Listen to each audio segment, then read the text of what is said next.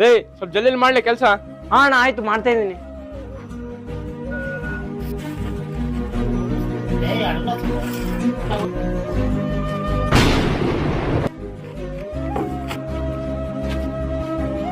ಯಾಕಪ್ಪ ಏನಾಯ್ತು? ಇಲ್ಲ ಅಣ್ಣ ಯಾಕೋ ಸ್ವಲ್ಪ ತಲೆ ಸುತ್ತು ಬರ್ತಿದೆ. ನಿಮ್ಮ ಅಪ್ಪ ಅಮ್ಮ ಓದ್ಸೋ ಟೈಮಿಗೆ ಓದಲ್ಲ, ಇವನ್ ನೋಡಿದ್ರೆ ಇಂತ ಕೆಲಸ ಮಾಡ್ಕೊಂಡು ಕಷ್ಟ ಬೀಳ್ಕೊಂತಿರ್ತೀರಾ.